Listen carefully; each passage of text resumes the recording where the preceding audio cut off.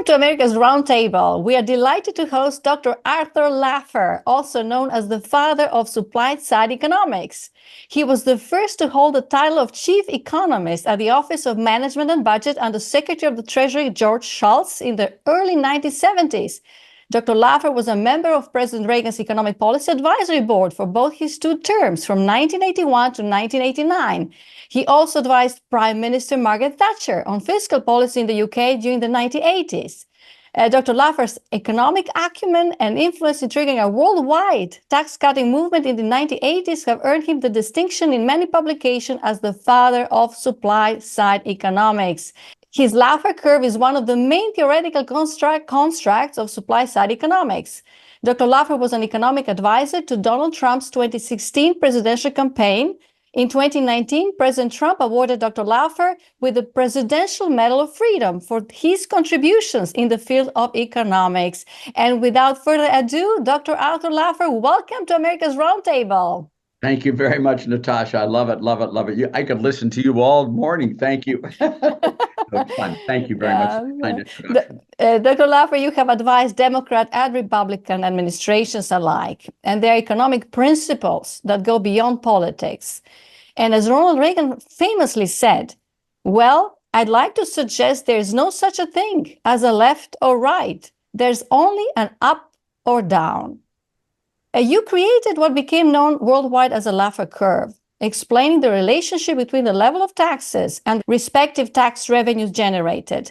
Could you kindly share with us the principle of the Laffer Curve and your message to politicians when it comes to taxation? I'd love to. I'd love to. Now, remember, the Laffer Curve is a pedagogic device, not an actual empirical example. A lot of empirical work has been done on it, but the device I've used is the Laffer Curve, which basically says there are two effects tax rates have on revenue. One is, of course, the tax rate itself. When you have the tax rate, you get that amount per dollar of tax base. But then you have the economic effect, which is that when you raise taxes, you shrink the tax base, whether it be in real output, employment, and production, or whether it's through tax sheltering, whether it's through moving from one location to another. There are all sorts of ways people who have income, taxable income, can reduce the reported amount of that. So the two effects there. Now, the principle of the Laffer Curve is that if tax rates were 100%, there would be no revenue whatsoever because people would avoid that or not produce anything, and there would be zero revenues. No one's willing to work for free. So therefore, at 100% tax rates, there's no revenue. And likewise, at 0% tax rates, there are no revenues. Because at 0% tax rates, they can earn all they want and report all they want, but there are no taxes. So now, if you raise the rate from 0 to 1 to 2 to 3 to 4, sooner or later, your revenues will start increasing and going up. If you lower the rate from 100% to 99 to 98 to 97, sooner or later, people will start reporting income and paying taxes. And there's this parabolic relationship between tax rates and tax revenues. And when you look at it, the key thing here is that there are always two tax rates for any one given revenue. And it never, ever, ever makes any sense for any government ever to be in the prohibitive range, the highest portion of that tax rate. And what you find empirically, Natasha, is that many tax rates are in the prohibitive range. And when you lower those tax rates, you actually collect more revenue, not less revenue. Now, there are obviously tax rates in the lower range, where if you lower tax rates, you collect less revenue because the arithmetic effect dominates the economic effect. But that's the pedagogic device to fit it in. And when you talk to politicians who are planning on legislation, you want to make sure you go through that very, very carefully with them, because it really matters in how long a period you're looking at, how broad-based the tax is. There are lots of things that sort of are secondary questions from the beginning of the Laffer Curve, but that's where you start the analysis, and then you end it with the empirical work and making a judgment as to whether you like that tax or not. Right. We're going to actually introduce your graph for our listeners and viewers actually within the video so that they can see what you kindly explain, that you can generate the same amount of tax revenues with a higher or lower tax rate, which is actually counterintuitive, but the graph explains it so well. Yeah, it is pedagogic. Make sure they all That's right. understand it's Yes, pedagogic, because if right. you're willing to wait 100 years, the highest rates go way, way down. If Mm-hmm. you're looking at the next 4 minutes, the highest rates are very, very high. So it depends on how long you're willing to wait. It depends on what the tax base is. It depends on what the sheltering laws are, how many lawyers account, I mean, all this other stuff. But it's a good pedagogic device to start the conversation. Right. And Dr. Laffer, we, the people, elect our representatives and the government. However, government actions influence the decisions that we make. You clearly define the five kingdoms of macroeconomics: taxation, government spending, monetary policy and inflation, regulation, and international trade, which can provide positive or negative incentives on our decisions that ultimately leads to prosperity or stagnation and poverty. Could you Yes. kindly describe these five kingdoms of macroeconomics, how they affect our everyday decisions and lead to decline or increase of the economic growth? I'd love to. I'd love to. And let me say that I spent a lot of my time talking about taxes because everyone understands them. But taxes are only one of the kingdoms, and the others are very, very important as well. For example, taxes. What I try to do in these kingdoms is I look at the North Star. What is the perfect tax plan? And the perfect tax plan is that all taxes are bad, but some are worse than others. And so what you want to do is you want to collect the requisite revenues for government in the least damaging fashion. And it so turns out, Natasha, that the least damaging tax system is the lowest possible tax rate on the broadest possible tax base. So you provide people with the least incentives to evade, avoid, or otherwise not report taxable income. That's the lowest rate. And the least number of loopholes where they can stick their income to, in other words, to avoid tax. So you have the lowest rate on the broadest tax base, and that is the North Star. What I then do with that is the kingdom, is they're describing the North Star, what is the best policy. I look at all legislation and say, does that move us towards the North Star or away from the North Star? And obviously, the more progressive the tax code, the further away. The more flat the tax code, the better. And I can go through all of those, but that's how I use that first kingdom. Second kingdom, government spending, equally as important. Government spending is very, very important. Government does all sorts of wonderful things. They have highways, they do judiciary, they do police, fire protection, they do military, they do all of these other things, schools. I mean, we need government desperately. It's really important for a prosperous society, but there are limits. You don't want too much government and you don't want too little government. So what you do is when you look at the North Star on government spending, and again, the North Star is what you want to do is you want to look at it when the damage done by the last dollar of taxes collected is a beep, beep, beep, beep, beep less than the benefit done by the last dollar of money spent. You stop already. That is the perfect size for government. That's the North Star. Anything above that is too much. Anything below that is too little.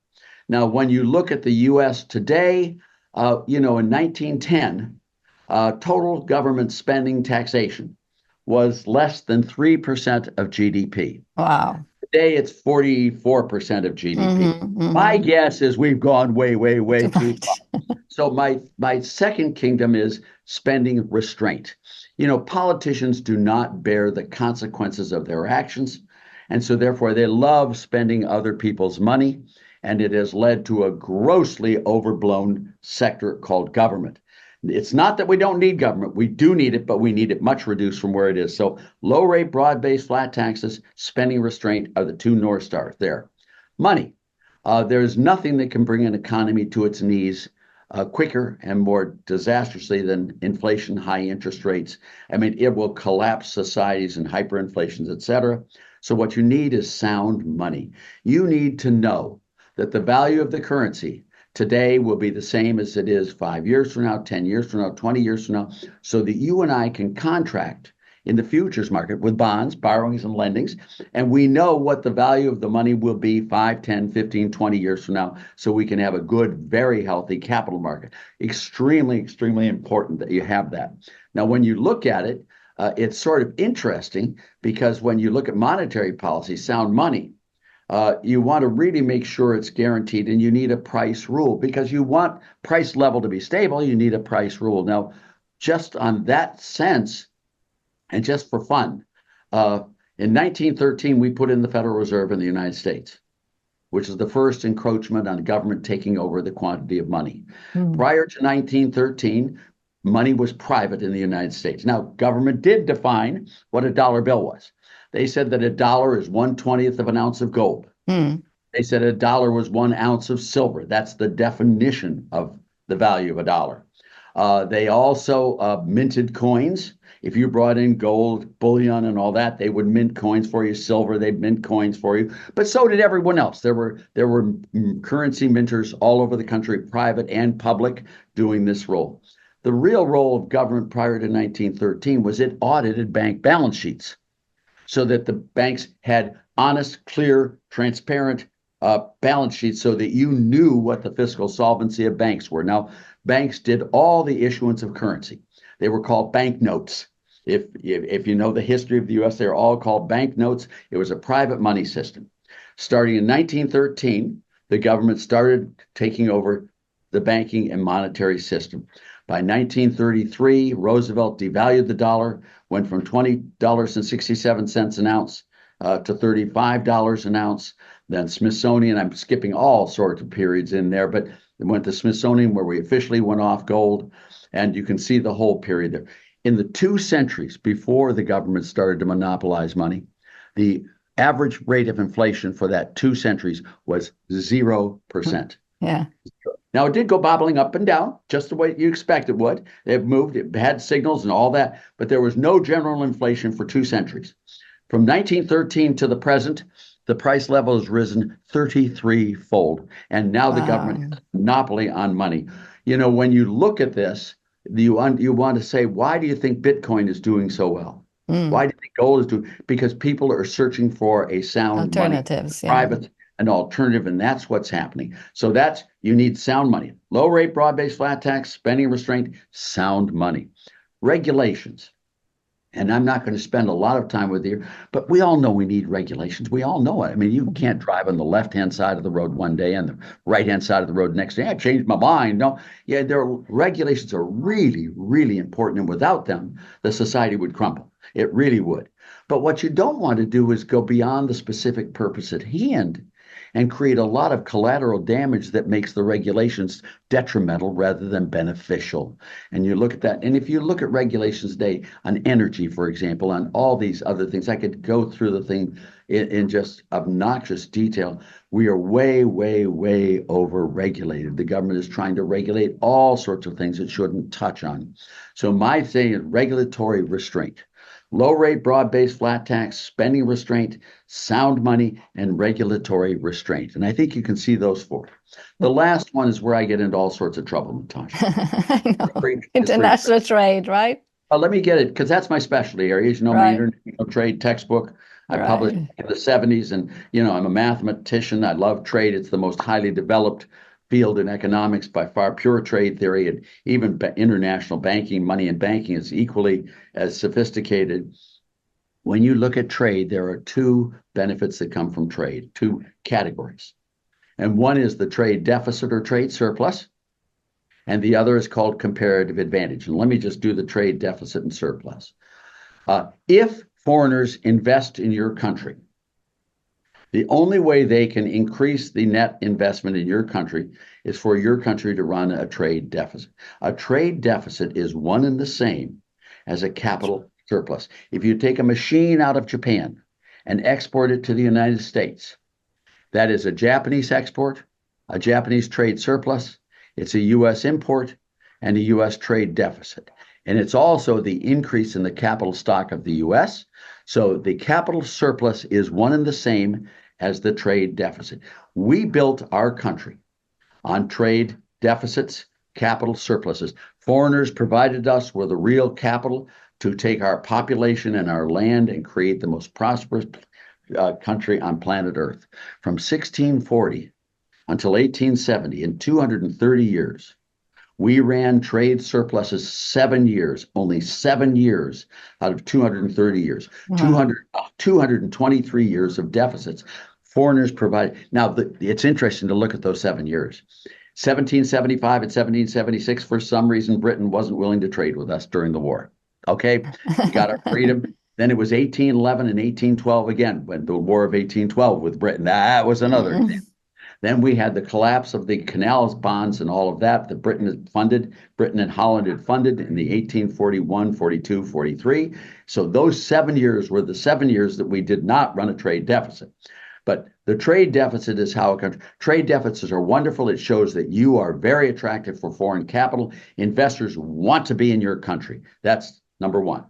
The second part of trade that's really important is what's called comparative advantage. We make some things better than foreigners, and foreigners make some things better than we do, Natasha. They do. And they would be foolish in the extreme if we didn't sell them those products we make more efficiently than they do. In exchange for those things they make more efficiently than we do. It's called the gains from trade. It's a win-win situation. It's called comparative advantage. It's called David Ricardo, whatever it is. Right. These are the two principal benefits. And I'm going to say this really flatly.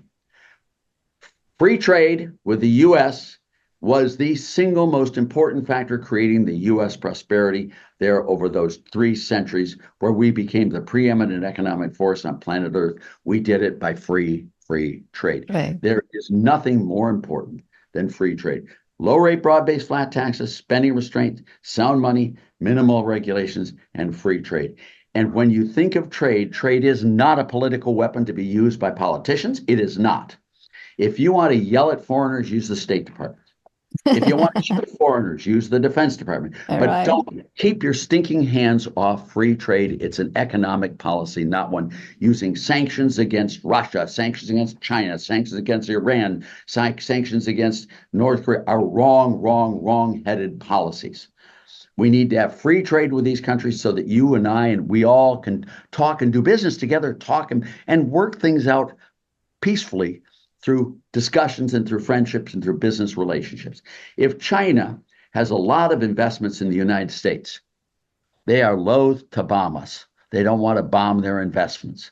They don't want to bomb their business partners. There's nothing better for peace on this earth than free trade. It's not only a great economic tool where everyone wins, it's also the greatest deliverer of peace. Bob Mundell, in his Nobel laureate speech, said it was the Smoot-Hawley tariff in the U.S. that caused the Great Depression. Oh, yeah. The Great Depression that caused World War II.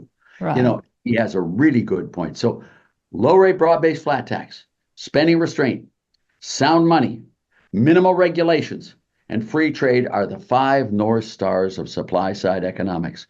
Once you get to those 5, then what you just say is, from there on, government should keep its stinking monkey paws off the economy and let us solve it with those 5 North Stars being set for policy. That is the supply side agenda, and that is the agenda we've done. Now, we talk about taxes all the time, but let me tell you, sound money, spending restraint, minimal regulations, and free trade are all equally as important with taxes. Yeah.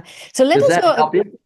Wonderfully. Let us get into details now, just because you did so much research, and in your book, Taxes Have Consequences, that you co-authored with Dr. Domitrovich and Dr. Sinquefield, you analyzed every tax return in America since 1913. Could you share with us the results of your study? Sure. We put in the income tax. We had the 16th Amendment to the Constitution, which allowed for a progressive income tax. Within minutes, they put it in. In 1913, they put it in for the last 2 months. It was only November and December. That was the whole year for the tax return. There were only a small number of people who were required to file a tax return. I think it was 358,000 tax returns were filed. That's out of 62 million adults, okay? So just a little tiny bit. And the rate went from 0% to 7%, okay? And that's where it stood in 13, 14, and 15. By the time you got to 1918, the rate had gone up to 77%. Wow. Oh, and the number of people required to file was 6.5 million, as opposed to 358,000. And we had that. Now we had World War I, and we had the pandemic and all that. Then you had the election of 1920, which was those who wanted to cut tax rates back down and those who wanted to keep them high. The Republicans won in a landslide, the biggest record ever. They dropped the highest rate down to 25%. Then in the 30s, it went back up to from 25 to 63, and then from 63 to 79%. And then it went up to 94% in 1944. And then we've had all these bobbles and wiggles there. We have every single tax return. I mean, the IRS keeps good track. Now, they don't tell us who they are, but we know the last person's tax return on the top 1% and the first person's tax return on the bottom 99%. We know those two tax returns, and we have them all. And we see there's been huge volatility in the top tax rate. So one of the biggest and clearest messages, this is about facts, Natasha, not your feelings, not your opinions. I could give a damn about your opinion. This is about facts, not how you feel. All right? Every time we've raised tax rate on the top 1% of income earners, three things have happened. Number one, the economy has underperformed, done poorly. Number two, tax revenues from the rich have gone down, not up. And number three, the biggest damage was done to the poor, the minorities, and the disenfranchised in the system. That's what happened. Now, every time we've cut tax rates on the rich, every time the economy has outperformed, tax revenues from the rich have gone up, and the poor, the minorities, the disenfranchised, the lowest echelons in the economic ladder have shown very major improvement. They got jobs, they got higher paying jobs, they got opportunities, all of that. So that is the sort of overriding message. The book is full of examples and stuff. I mean, chapter 2 is about the 20 major tax shelters that the rich have used over the years. They're smarter than hell. You know, they can hire lawyers, accountants, deferred income specialists, favor grabbers, lobbyists, and they have the money to do it. You know, they do. They like their income.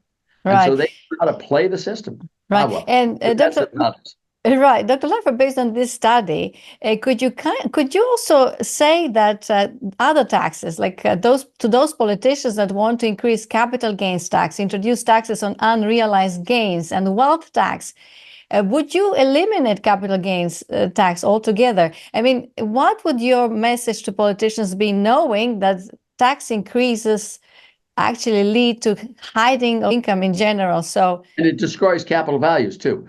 I mean, a capital gains tax is a wealth tax if it's not offset. A death tax is another wealth tax.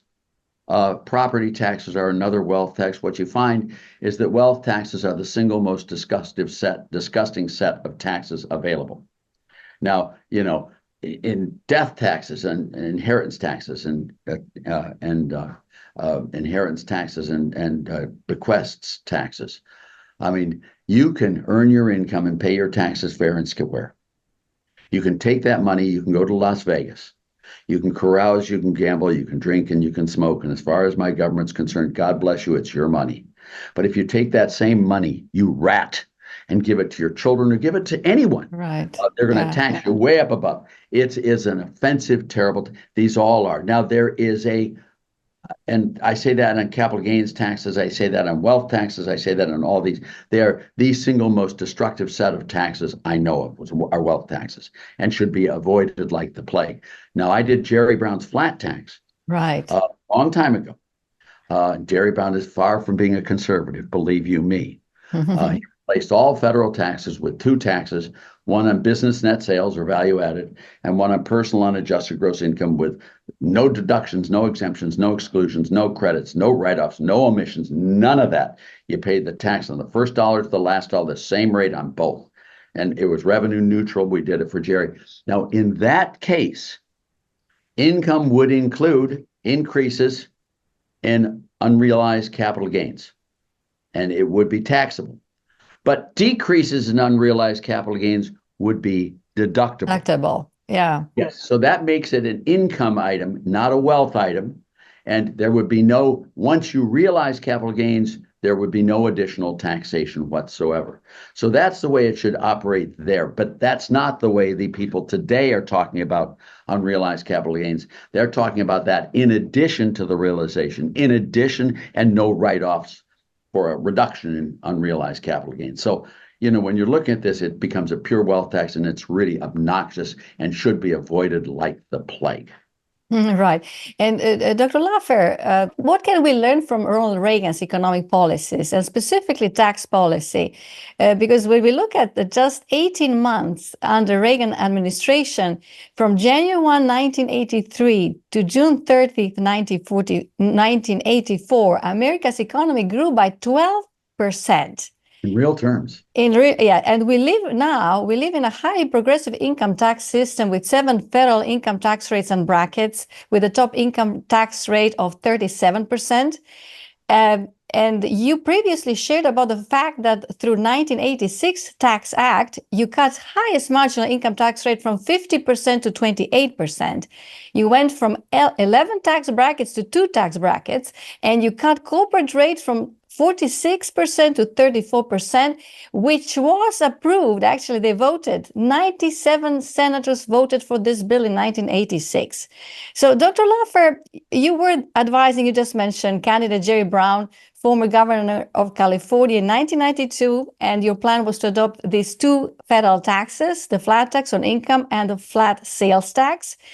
In the meantime, the flat tax has been adopted in many countries in Eastern Europe and beyond. So what are your thoughts about the flat tax revolution coming to America in the very near future? Yeah, isn't that beautiful what happened under Reagan? I just love it. You know, we also did eliminate an equivalent amount of tax loopholes, shelters, et cetera, to make it so very amenable to the Democrats. But 97-3, that doesn't happen. We lowered the highest rate from 70% to 28%, lowered it on the rich. And we raised the lowest rate from 12.5% to 15%, had only 2 tax rates, went from 11 to 2 rates, as you say. We lowered the corporate rate from 46 to 35. I mean, how cool was that? And it really worked. And Reagan was the most popular president ever. Everyone loved that tax bill. I love the idea of moving towards a flat tax. Jerry Brown, we went from 8th in the race in the Democratic primary in 1992 against Billy Clinton. We went 8th in the race to 2nd in the race. We could have beaten Clinton on that one issue. Jerry Brown was just pummeling him in the debates and just did a great job. You know, our future here is the lower we get the rates, the broader we get that tax base. The grand kingdom of taxes. Ideal, the North Star is the lowest possible rate with the broadest possible tax base. That was Jerry Brown's. That was close to Ronald Reagan. That is the North Star. And I believe that if that were put on the ballot, and if we could get it, we could get that here in the United States with Democrats, with liberals, with conservatives, with old people, young people, black people, white people, girl people, boy people, all of the different peoples. We could get that. They would love that. Right. So that's fine. And the Eastern Bloc countries that have done it. Now, even Russia did it with their 13% flat tax. And you saw what happened. The revenues went way up. Yes, because the gray economy, even black economy, came into the tax revenue because they realized it pays off to pay taxes rather than not sleep the nights. And did you notice the rate in Russia? 15%, I believe. No, 13. It was 13. Andrei Larianov, I know. It was exactly the same rate that we did with Jerry Brown. Oh, wow. Amazing. And they did it after we did. Do you think they saw our flat tax and Jerry Brown and how popular? Maybe. Maybe. You never know. Actually, I mean, Donald Trump, with his Tax Cuts and Jobs Act, there was a major overhaul of the tax code signed into law by President Donald Trump on January 1, 2018. The single flat corporate tax rate of 21% with full depreciation of certain assets and other measures created incentives for investment, job creation, and growth. I think that was the closest that we came to adopting the flat tax. I mean, we're getting there slowly. So the individual income tax cuts are set to expire next year. We still have 7 brackets. But what is your advice to Congress regarding this sunset provision? Can I correct you on one thing? Yes. It was signed into law 3 weeks before the end of the year. Okay. Really important that you get that, because all of the foreign capital that came back to the U.S. and all the taxes they paid occurred in the last 2 weeks of 2017. Also, because of the tax provisions, there were a lot of anticipatory tax changes. When you look at tax payment changes, as individuals will try to game the system, as you can tell. So when you look at the period, the 4th quarter of 2017 through the 3rd quarter of 2019, that 2-year period, and compare it to the prior 2-year period, and then the 2-year period before that, okay, those 3 2-year periods, tax revenues, federal tax revenues went way up from December from fourth quarter 2017 to third quarter over the prior 2 years, way up. Now, corporate tax rates went way down. Tax revenues went way down. But all the rest of the taxes collected, all the economic activity, the lack of sheltering, the repatriation of funds from abroad, all of that led to a very large increase in tax. That tax bill paid for itself immediately. Right. Immediately. The jobs created, our growth rates increased dramatically relative to Europe right away. Bang, on the first quarter of 2018. It's just amazing. The poor, the minority, the disenfranchised, unemployment rates, poverty rates went to their lowest levels ever reported. I mean, it was spectacular what happened in that. But you got to do it 3 weeks before the end of the year, because that's when all the repatriation of funds came in, and a lot of the revenues occurred at that time, and then they built. Today, the corporate tax collects much more revenue than it did prior to Donald Trump's tax reduction. So my hope is that they extend that tax bill, they extend all of it. It's especially important that they extend the death tax provisions, the provisions of the reduction of the death tax. It's very important they do not let the expensing go back. It's very important that they don't have the personal income tax go from 37% back up to 39.6. There are a bunch of things that really need to be carefully looked at that do expire. The corporate tax rate does not expire. So the 21% corporate tax rate will survive, but a lot of good features will not. Right. What I like the most about the flat tax is that two principles, that if you follow these two principles, you cannot go wrong. And that is tax income only once. And secondly, as closest as possible to the source. So, and actually knowing, and from your research, that the flat tax works, and it has been adopted and used by 450 million people, just signing a postcard. Basically, you get rid of so much a nuisance, and even the collection is much easier. You don't need that many IRS agents. You actually reduce government spending, and much of the lobbying that actually special interests in certain industries are asking for loopholes. So I don't know, it's a common sense approach. So what are your thoughts? How close are we to adopting the flat tax? I can't guess the politics, Natasha, but I can tell you that the points you're making are completely correct. In the Jerry Brown flat tax, you'd never have to file a tax return. If a company owed you $100, they would send you and everyone else $87 because there's only one rate across the board. It would be collected in the sales tax, as you say, by the companies there. So you would never have to handle a tax return. You'd never be under audit from the IRS. Now, it is true that if you mowed your neighbor's lawn for $10, you would be responsible to send $1.30 in. There would be that. But bottom line, it really simplifies the whole system. It makes it really efficient and really good. And that's the right benefit to the source. Companies are predicated on being able to collect revenues. That's why they're companies. People are not. People are not, and they're not prone to being able to file tax returns and do all that. So you want to have as much as possible next to the source, as you call it. I saw it have done by companies. And that's the perfect way to do it. Do I think we're in the move? I do. In 1944, the highest marginal income tax rate was 94%. Wow, yeah. Today it's 37%. Yeah. That's all in the tax history. My book on taxes have consequences. And admittedly, it bops and wiggles, and every now and then you get a setback, but then you come forward. In 1976, I think there was only one state in the United States that did not tax death benefits at a state level. Today, I think 35 states have eliminated the death tax at a state level. Right to work, I think more than half the states in the United States have right to work. If you look at other things on the tax codes, you can see that the inventory taxes have been eliminated in almost every state in the United States, and gift taxes and all of this. We are making great progress in this country towards reforming taxes. Now, we go ahead 10 feet and then we push back 8 feet and then we go ahead another, it's back and forth, but don't ever be depressed that the liberals are winning. They're not. We are winning, but it takes a long time. Long time. To defeat Nosferatu. to defeat the beast, Right. to defeat Beelzebub, the devil himself. It takes a long time. The world has been fighting the devil for thousands and thousands of years, and we are winning. Mm. And regulations we're winning too. Right. We had deregulation there of energy. We're energy independent under Donald Trump. Now we've gone back with Biden and Harris to regulating it like mad. But if you look at it, we deregulated the stock market. That was in the 1970s. It was mandated by law that you had to pay 34 cents per share of stock sold. Mm. All right, now it's zero because it's free. We had deregulated airlines, so fares have come way down. Safety has gone way up. Trucking regulation done. It used to be law in the United States that a manufacturer's suggested retail price, MSRP, was law. You could not sell that product below that price. Wow. There were no discount houses. There were no Walmart. There were no Lowe's. There were none of these, Costco, none of those. We got rid of that, and now you can see the competition in the retail market.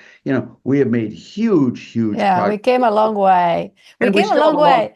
Yes, we have a long way to go, but it's great. We're moving in the right direction. Right, and we need your optimism in this particular subject of national debt. I mean, our national debt, which actually includes, sound money, government spending, much of your macroeconomic kingdoms, basically, our debt is now at $35 trillion. And ever increasing government spending today is at $7 trillion. Deficits are unsustainable. Our U.S. federal debt to GDP ratio went from 34%, like you mentioned and compared, 34% in 1980 to 123% today. A child born in America today inherits $105,000 of debt. Debt per taxpayer is at $269,000, which is unsustainable. Now, during the Clinton administration, with an incoming group of legislators led by Speaker Newt Gingrich and the contract with America, they managed to balance the budget. They did. Dr. Laffer, looking at all what you know and the macroeconomic kingdoms, the growth rate, how long do you think we would need to get back to balancing the budget today, assuming that we start reducing government spending, eliminate wasteful spending, and grow at a much higher rate? Now, you've hit on a very important topic. And will you forgive me for coming back? And I'm going to try to contradict a lot of what you're saying. Okay. Well, when you look at debt is a stock. It's how much you owe. You should never compare a stock with a flow. So any measure of debt to GDP is inappropriate. It is inappropriate. You can compare debt to wealth, or you can compare debt service to GDP, but you can't compare debt to GDP. You can't do that. And you also can't count intergovernmental debt. Right. It cancels out. Yeah. It does. So the number is not 123%. It's more like 100%, which is still very high. But when you look at debt to wealth, the numbers are quite manageable. When you look at debt service to GDP, the numbers are quite manageable. Don't jump off the top floor of the building. Don't scare yourself to death, please. Okay. If we started growing, we could bring that down in no time. It's not nearly the problem that you described. And let me go through this with you a little bit. When there's inflation, which there was under Biden, let's say you have a $35 trillion national debt. And let's imagine the price level rose by 10%. Now, it was 9% in that 1 year. Let's say it rose by 10%. What that means is that the real value of the national debt went from 35 trillion down to 31.5 trillion. Yeah. So naturally, if you're going to keep debt to GDP constant, you would expect to have a deficit of $3.5 trillion just to have it balanced. You follow me? Yes. So when you have inflationary periods, deficits look to be much, much worse than when you have stable prices. We've had a very inflationary period, bad monetary policy, really bad, but that again exaggerates the problem quite substantially. But now let me come to the meat of the issue. Right. I was thinking real GDP and real deficits. But they don't do that. No, they don't. They do nominal to nominal and that to GDP, and it's just a wrong measure. It's just wrong. But everyone uses it, Natasha. It's not you. But it exaggerates the problem, it scares people, and it's not correct. Right. And even the deficits aren't correct because you have to run deficits just to keep the real value constant. Okay, that's what, so therefore you look at it. But now let's talk about debt itself. And I'm an economist. Remember that. I'm not a political person or any of this. Debt is a tool. Let me imagine I'm going to let you borrow all you want at 1% and let you invest all you want at 10%, no risk. Why not? How much would you borrow? 100, 200, 300. Everything you get your hands. Now reverse those two numbers. I'm going to let you borrow all you want at 10% and let you invest all you want at 1% risk-free. How much would you borrow? Zero. In other words, debt is neither good nor bad. It depends on the spread. If you can borrow cheap and lend dear, debt is a way of allocating savings to investors. That's all it is. So are equity markets. That's what equity markets do. That's what all these others do. So debt is not bad nor good. It's the spread that matters. Now, when we came into power in January 20th, 1981, with Ronald Reagan, we faced a country that had been driven into the ground, the rubble heap of destruction of our economy by Johnson, Nixon, Ford, and Carter, the four stooges, the largest assemblage of bipartisan ignorance ever put on planet Earth. We saw this country, we came into power, and there we sat looking at this rubble. I dug into the heap of rubble, and I found this little plaque, polished it on my pants, put it up, and said, Enterprise America. We borrowed lots and lots of money in the capital markets, and we used it to lower tax rates, to build up strong defense, to control government spending, all this other stuff. And then we sat back and prayed that it would work. And it did. The wealth of America went through the ceiling, and debt to wealth declined dramatically. Debt service, because interest rates came way down, debt service to GDP came way, way down. As you said, GDP grew by 12% in 18 months. Right. And that's real GDP, not only, right. I mean, all of that happened. That's the good use of debt. That's what we should have done. That's what we did. And that's why we created prosperous America with more debt. Now, when you got to Obama, W, Bush, you got to Biden, all these, they borrowed lots and lots of money to pay people not to work. Right. That's a transfer. They borrowed at 10% and they lent 1% and they destroyed the America that we know of. It's how you use your debt that's so important. So what I'd like to do on correcting your discussion is, number one, debt per se is not in the panic state yet that you need to jump off the building. It's not. It depends on how you use the debt that matters.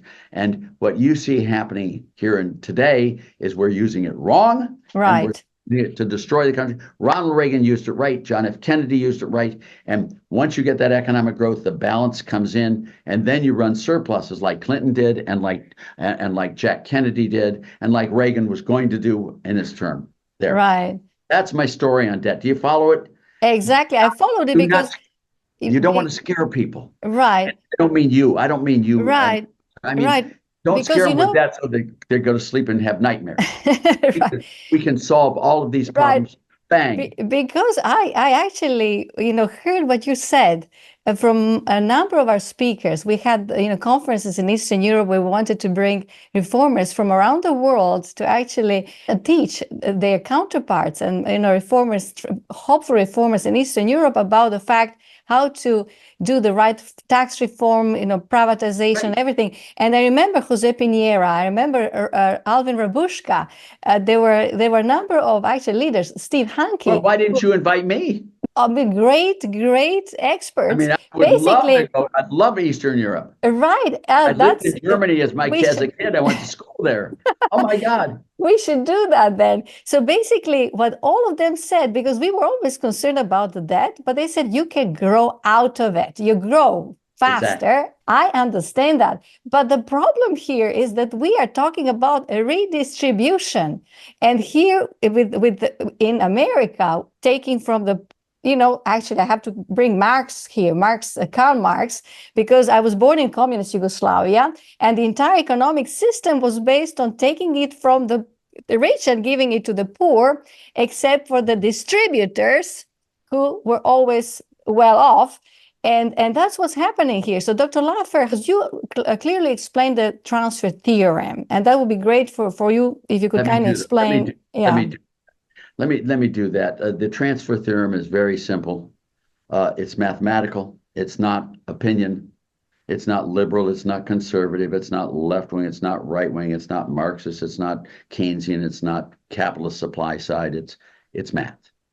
And it's purely math. And, all transfers are where you take from some group and give to some other group.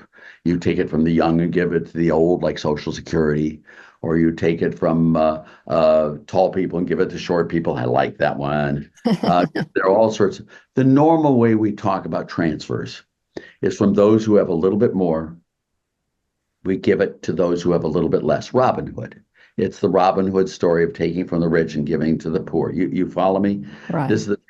Let me prove this theorem to you here. If you take from those who have a little bit more, you reduce their incentives to produce, and they will produce a little bit less. If you give to those who have a little bit less, you provide them with an alternative source of income other than working, and they too will produce a little bit less. The theorem here is pure math. It's not disputable. It's whenever you redistribute income, you always reduce total income. That is the transfer theorem, and it's as clear as day. Now, the lemma from this theorem is beautiful. I love it. I'm not going to prove it to you verbally, but let me just describe it. The more you redistribute, the greater will be the reduction in total income. That should be fairly intuitive. Now, what's really beautiful about this theorem is what we call the limit function. The limit function of this theorem is as follows. If you were able to redistribute all income so that everyone came out exactly the same, if you were able to do that, there will be no income whatsoever. Now, let me prove this to you, Natasha. I'm going to prove it to you verbally. In order to get everyone to come out exactly the same, what you would have to do is you would have to tax everyone above the average income, 100% of the excess. And you'd have to subsidize everyone below the average income up to the average income. Only in this way are you able to guarantee that everyone comes out exactly the same. Now, if you literally were able to do that, if you literally taxed everyone above the average income 100% of the excess, and if you literally subsidize everyone below the average income up to the average income, I will stipulate today, counselor, will all be equal at zero. There will be no income. Now, I used to try to explain this to my students. It's just math. I don't care if you're a Harvard professor or not, but they just don't know economics at Harvard. That's the problem. And they really don't. I mean, it's sad, but you saw the theorem. It's just the Slutsky equations, but they don't know the Slutsky equation. They don't know the math. They don't understand it. If you tax people who work and you pay people who don't work, you're going to get less people working. Duh. Right. I mean, it's just duh there. But I tried to explain it to my students, and my students have a problem with the examples I use because they don't know what work is. They're students, after all. They don't work yet. They don't know who this FICA guy is who's stealing all their money and all that stuff. So I gave the example this way to my students. If I ran this class the way your government runs your country, what I would do is I would flunk all the A students out, and I'd give all the F students scholarships. You with me? Now, before you giggle, and I meant it to be funny too, but before you giggle, think about it for a second. My A students happen to be a little bit better educated, a little bit smarter, and they know better all the answers better than my F students. So once I change the rules, my A students are able to get lower grades than my F students because they never randomly make the mistake of guessing a correct answer.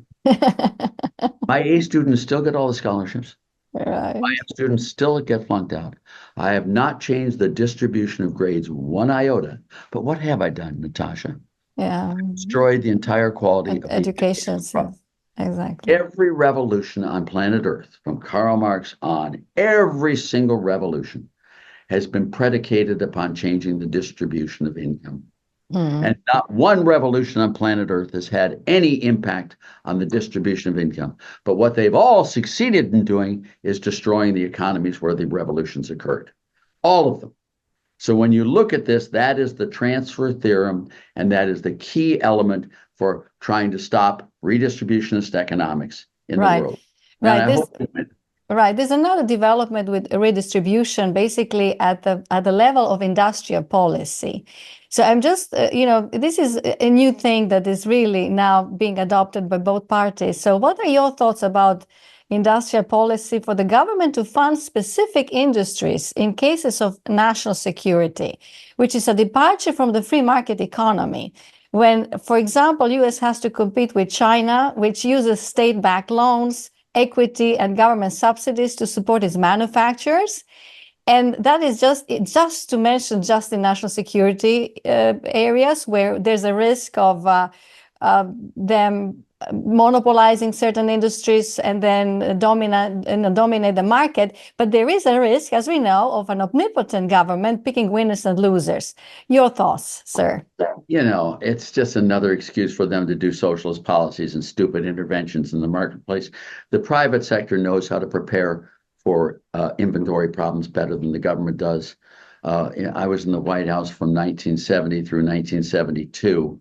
And we had a thing of strategic materials, which was run by Casey, and how many strategic materials we had just in case a problem arises. It was the stupidest waste of money I've ever seen. It's just wrong. Low rate, broad-based flat taxes, spending restraints, sound money, minimal regulations, free trade, and then keep your stinking paws off my economy, you socialist government, right, and let the private sector solve is the right way to do it. But I want to challenge one thing these people say. Especially you mentioned about China dumping products in the U.S. When you go to a store, do you look for a store that sells the same product at the highest prices or at the lowest prices? The same product at the lowest prices. Of course you do. When you go to a country to buy a product, do you want those countries that, do you want to buy from those countries that charge the highest prices or the lowest prices? Lowest. Thank you. If a country gave you all of these products free of charge, would you hate them and want to bomb them and attack them and want to put legislation against them? It's the dumbest thing I have ever heard.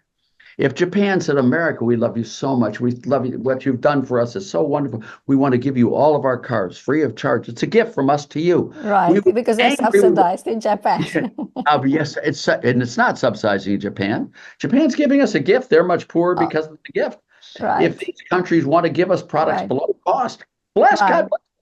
What is wrong with that? Nothing. It's the silly, stupid policies that these senators and these House members, Republican and Democrat, that they want to stop countries from selling goods to us very low prices.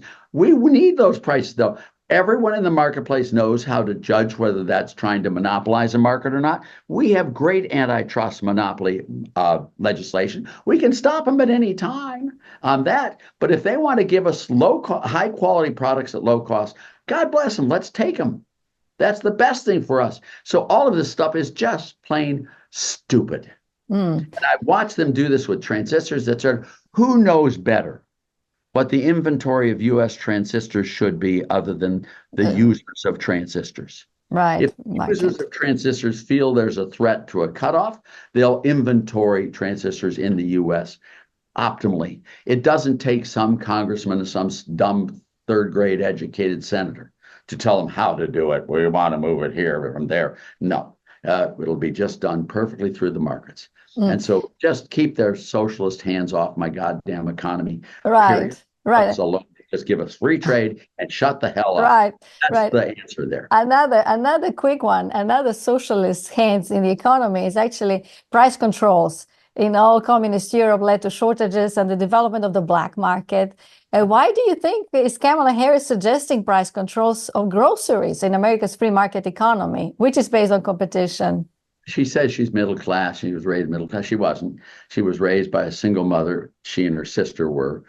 She's been in government and in law all the time in her life, and it's very understandable. She seems like a very nice person to be. I think she gets about. But a nice person, giggles and laughs and all that. I mean, there's nothing wrong with being pleasant and all that. But she always, because of her background, always wants a government answer to any problem. So if prices rise, it's the government needs to do something about that. Right. That's her natural inclination. That's what she does, and that's why she wants price control. She wants to blame it on grocers rather than on the government, rather than on Powell. It's really Powell's problem. Right. And Right. allowed the balance sheet of the Fed to expand enormously from $858 billion in 2007 to $9.4 trillion Dollars, yeah. 2 years ago. Now it's down to 7.6 trillion. But that's what caused the inflation. It wasn't gouging. It wasn't anything else. And you Right. can understand that she doesn't understand economics. She's a government employee, and she always looks to government as the answer. When in fact, those of us from the Reagan era, what was it? Reagan said the seven most terrifying words. I'm here to help you. Yeah, I'm from the government and I'm here to help you. Right. Don't. Yeah, government is not the answer. Government is the problem. Right. And that's why I went through the 5 pillars of prosperity Right. and the North Stars of each one of those.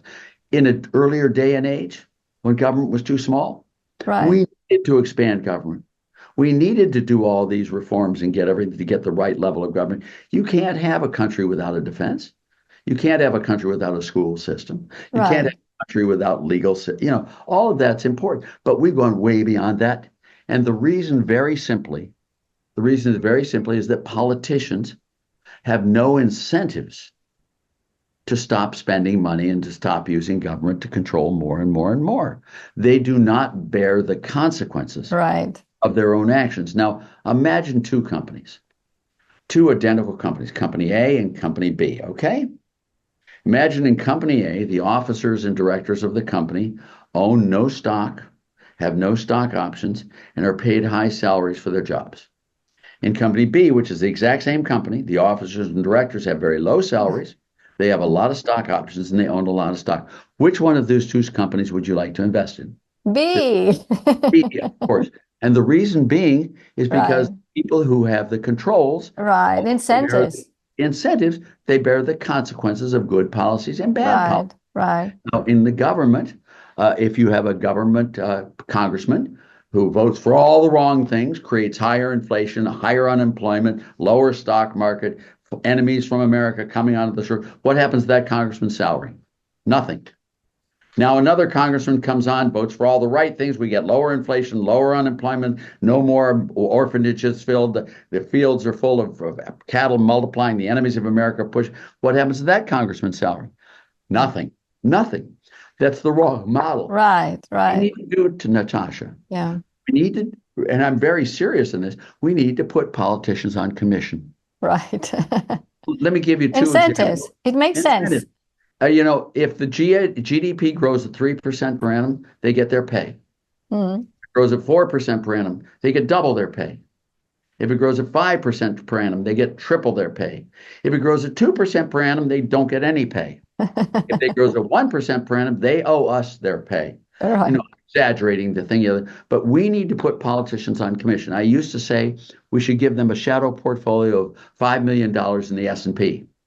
And they get to keep all the capital gains tax-free, and they have to pay us all the capital losses. Politicians are going to make money. Believe me, I've never, ever, ever heard of a politician anywhere at any time in any country that does not make a lot. They don't die poor. Believe me when I tell you that. They don't. The question is, can we re-incentivize the system to make it so that they make their money? They still make lots and lots of money. But we all make money. Yes, by doing good things rather than bad things. So if you were able to institute merit pay for politicians, and allow them to bonus their people and their staffs and all that, we could have an enormously productive. That is the central problem in government, is these people don't bear the consequences of their own actions. Let me give you one other example, if I can, Natasha. Ever since I worked for Nixon, I was George Shultz's right-hand person. I was the highest-ranking PhD economist in the White House, except for George Shultz. All right, I was 29, 30 years old back then, okay? And so it was pretty heady stuff for me. And I've been involved in the White House. I've been going to the Oval Office now for 54 years. So I'm really into this stuff there. I made a vow after being the chief economist at the OMB, which you were kind enough to mention. You opened, and thank you. I made a vow that I would never, ever, ever accept a check from government, a paycheck. Because once you accept the paycheck, once you take a government job, you become an employee. Co-opted. Well, you're not co-opted, you're an employee. And like every employee, you work for your podcast group like we all do. But as an employee, you owe an oath of loyalty Right. to your employer. You don't badmouth your company. You know, if you work for a company, you try to do the best you can, but you support your company, come hell or high water. And these economists who work for government, and I can give you thousands of examples, but I won't here, but I'll just tell you the principle. They will rebut arguments they know to be true Mm. in order to curry favor with their political benefactors. Mm. Mm. You know, when Janet Yellen gives all these things about trade and China and all, do you think she actually believes that? No, she's being loyal. And Right. she's doing what she should do as an employee of the government. You know, when you look at all of these people. So I made a vow never, ever, ever to take another government job. I worked with Reagan all those years for free. I Right. would spend time, I ran the show. Amazing. Well, I ran the show back then, but I Wow. never, and I sometimes pissed him off. You know, Arthur, I don't, you know, I have letters here where I wish I hadn't said that. That wasn't, you know, I but can't imagine him being angry, actually. well, he wasn't really angry. To Ronald Reagan, angry was going, now, Arthur, no, Arthur. Right. You know, and I was one meeting with him where I said, don't you think you've raised taxes enough with the Blue Ribbon Commission, with the gas tax, with all, and well, I didn't know that was a user fee, and we got into Right. he wasn't happy with that discussion, but he couldn't fire me. Right. He couldn't Yes, fire because you me. were employed. I Yeah. wasn't employed. I was giving him what I believe. Now, I was loyal in the sense that I didn't go to the press and tell all the bad things Reagan did, all the one, you know, I didn't do any of that. I'm not that type of person, Right. but I didn't want to be co-opted by Right. accepting pay. Pay. Right. Good job. Now, I believe me, I was asked by many times to be on government payrolls, and Right. I never, ever once took those jobs because I thought it polluted. I thought it degraded my advice to them. I am Right. I am wrong lots and lots of times, Natasha. I'm far from infallible, but I'm never wrong because I was paid to be wrong. Right. Never. I'm wrong for all sorts of reasons, but not because I was paid. Right. And that is the problem with government. Right. And that's why I want to ask you this question about regulation, basically both sides. If you could give us examples of industries that are overregulated in America's economy today. But on the other side, as you mentioned, we do need regulation. We need smart regulation, especially in those industries and services in which incentives are inversely proportionate to the benefits to individuals and the society, such as pharmaceutical companies, hospitals, health insurance companies, medical services. They all need sick people, while individuals and societies benefits when individuals are healthy. In the food and beverage industries that need people to be addicted to sugar, while society benefits from healthy people that are not obese. So requiring transparency in pricing of medical services, which we still do not have today. So how do we use regulation in these cases in order to reduce the burden to individuals, taxpayers, and the society? Yeah. As you probably know, President Trump gave me credit for the medical transparency on pricing and on quality as well. I've got the picture right on the wall here where he's in the Roosevelt room where he's giving me the credit for it. And I don't know lots of people that did phenomenal work on that. And that's an area where hospitals are 20% of the U.S. I call it the Croix de Santé, which is the cross of health. If you look at U.S. healthcare costs relative to GDP, vis-a-vis the OECD, they've gone way up. If you look at life expectancy in the U.S. versus OECD, it's gone way down. It's the cross.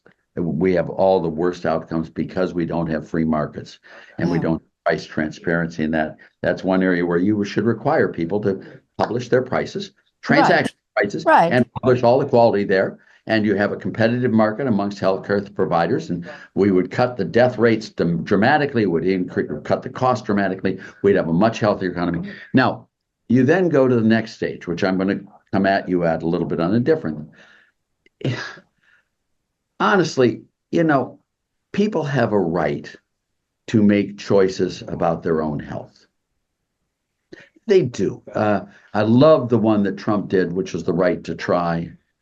Which if you're if you've got a terminal disease, you're allowed to try any drug you want, no matter whether it's FDA approved or not. You can do that. Commendable. I like I like right to try to go much further than just those who are facing it. You know, if you like sugary drinks, go for it. If you like, I can go any number of things. It's not the government to sit here and tell everyone exactly how. These people don't know how to do it. As you can see, when they did the lockdowns with COVID-19, they screwed everything up. They caused much more damage. My thing is, you take some of the most extreme forms, tobacco. We have Excess. had a long, long history of tobacco and cancer and all sorts of diseases, absenteeism, et cetera. We've had years and years of research. We've had extensive that. In that case, having a tobacco tax, a sin tax, firearms, maybe. You want to make sure that not everyone owns a gun and bombs and all that stuff. You know, they're easy to make, they're costless. You don't want, maybe you have firearms there. You maybe have alcohol tax. We've done that from the beginning of time. Alcohol does have addictive traits. It's really addictive. So is smoking. And it also causes destruction of families. You know, we should maybe have sin taxes, but again, very lightly, very carefully. Don't go beyond what the evidence warrants. Don't be a crusader here. I tease people by saying we Americans don't like drunk people smoking while we shoot each other. But every dollar of sin tax put on, you need to reduce the income tax. Now, let me give you the solution I did with Al Gore a long, long time ago. I like Al Gore. He's a really wonderful person. He lives down my street. I wrote the blurb on his latest book called The Future. I did it with E.O. Wilson and Berners-Lee. There was the three of us that did the blurbs on his book. It's really, he's quite a polymath. I think the global warming. I don't know if it's true or not. I really don't. I'm not an expert in geology and atmospheric stuff there. He thinks he does. He presents all this evidence. He's a very smart man. But if you were to ask me the question this way, what is the risk?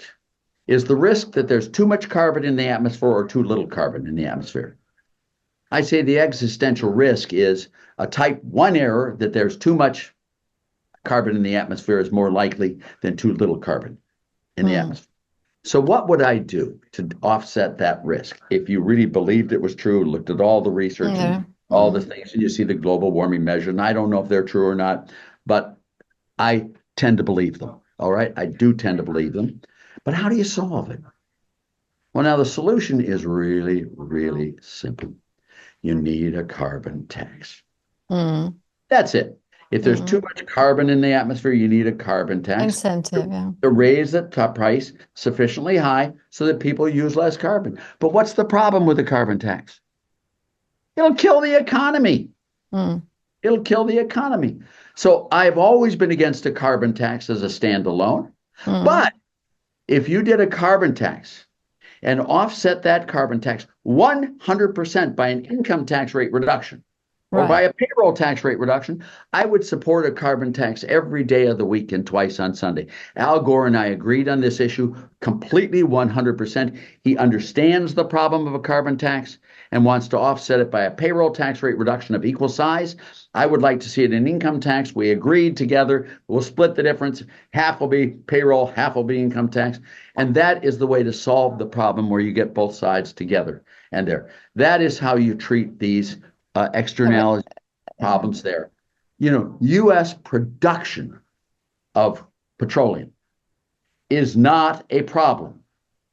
U.S. burning of petroleum is a potential problem. That's why you have a carbon tax for burning petroleum, not for producing it. If you take the Bhagwati theorem, you should never try to control a problem with an indirect solution. Never try to control drugs by interdicting them on the border. It's stupid. It'll never work. It's a consumption problem, drugs. So you need to solve it with a consumption solution, not a trade solution. That's why all this stuff on the border with amphetamines and all the stuff is just wrong. It makes no sense. You need to stop people from being addicts, and I have a solution for that.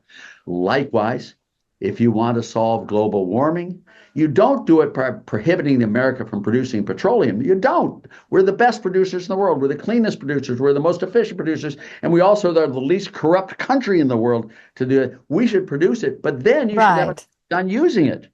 So we should allow the U.S. to produce all the petroleum and export it to replace all that petroleum produced by Venezuela dirtily, by producing Saudi, all these other places where we become the producer of all petroleum. But we have a carbon tax on the use of petroleum. You know, there are a lot of petroleum uses that don't include burning.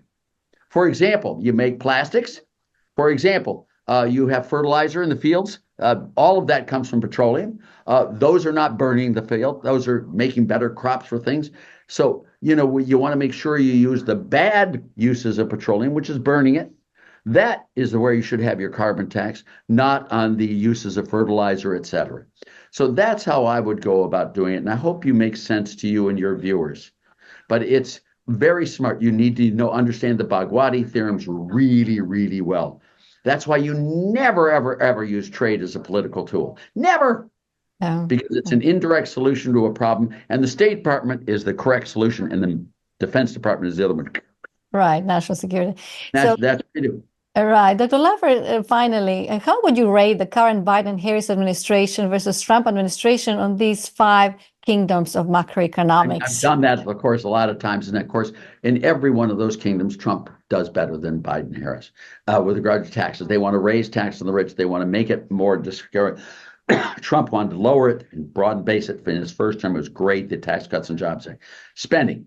But Trump, up until the pandemic, did really well with spending, increased defense where it should be increased and reduced the spending elsewhere. Biden and Harris and the Trump in the last years with the big spending were way out of control. Trump did far better than Harris, Biden. If you look at regulations, Trump did a great job with regulations in aggregate, but he did it terrifically on energy, and he did it on transparency. He did it on all these others, much, much better than Biden-Harris. If you look at that's on regulation. On money, Powell is a disaster compared to Paul Volcker. Powell tries to set prices, and Paul Volcker followed prices. There's a big difference. Price rule versus a quantity rule, and Powell has screwed it up badly. I think Trump would be better there as well. And lastly, on trade, Trump has done a much better job on what he did. The USMCA was a very good policy of lowering tariffs and freer trade.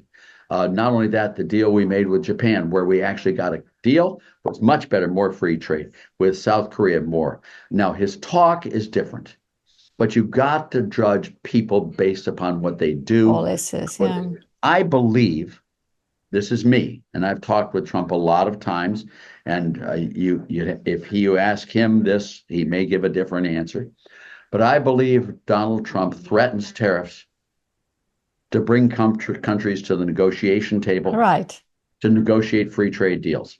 The only thing these countries care about is access to the U.S. market. And any threat to these countries that they would lose their access would be something they'd try to avoid totally. Dr. Laffer, your final words. Yeah, my final words are very simple, that we have the potential and the power to create a new world of economic prosperity. We have the potential to eliminate poverty, to eliminate wars, to create a just and free world. And we should not waste any time in moving in that direction. And a lot of the way of doing that is to limit the role of government and give it specific tasks at hand, put it on merit pay on commission, if you will. And we have that, and we can create that world. It's not a left wing, it's not a right wing, it's not a liberal, conservative, Republican, or Democrat. It's just plain good economics. And good economics always defeats tyranny and injustice and always creates a better world. Anytime you look at what happened with Thatcher, with Reagan, with John F. Kennedy, with Calvin Coolidge and Harding, look at all those. Free markets really do solve lots and lots of problems.